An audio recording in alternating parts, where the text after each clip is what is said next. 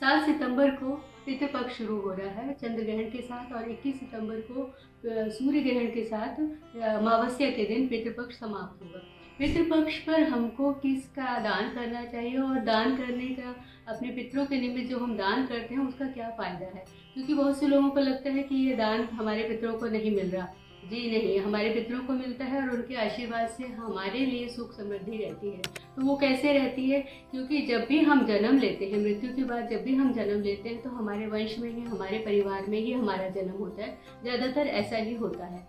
तो जब हम अपने पितरों के निमित्त दान करते हैं, उनको तर्पण करते हैं, तो हमारे पितरों का आशीर्वाद हमको मिलता है, और हमारा परिवार, हमारा जो वंश है वो दिन पर दिन फलीभूत होता जाता है, तरक्की करता जाता है, और खूब सुख समृद्धि उस घर में रहती है।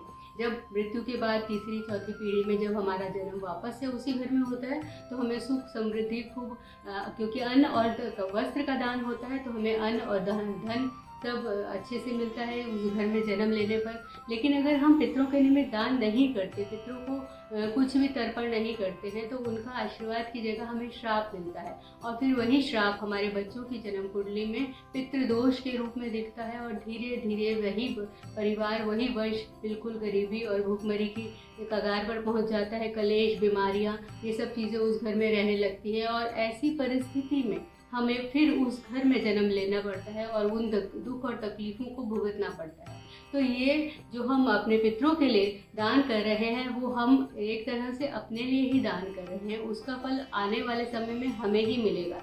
इसलिए हमें अपने पितरों के लिए हर अमावस्या को तर्पण करना चाहिए। उनके लिए फल, फूल, दूध, तिल, पानी, जो आप दे सकते हैं वह दीजिए, अपने गोत्र का नाम लेके, और पितरों के निमित्त हर अमावस्या के और हर पितृपक्ष में ज़रूर तर्पण करना चाहिए।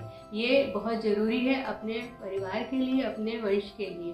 तो ये छोटा सा ही उपाय है, अगर आप इसको अपने जीवन में अपनाते हैं तो आपको बहुत तरक्की दिखेगी। अगर आपको मेरी वीडियो पसंद आती है तो लाइक करें, शेयर करें। फिर मिलते हैं। नमस्कार।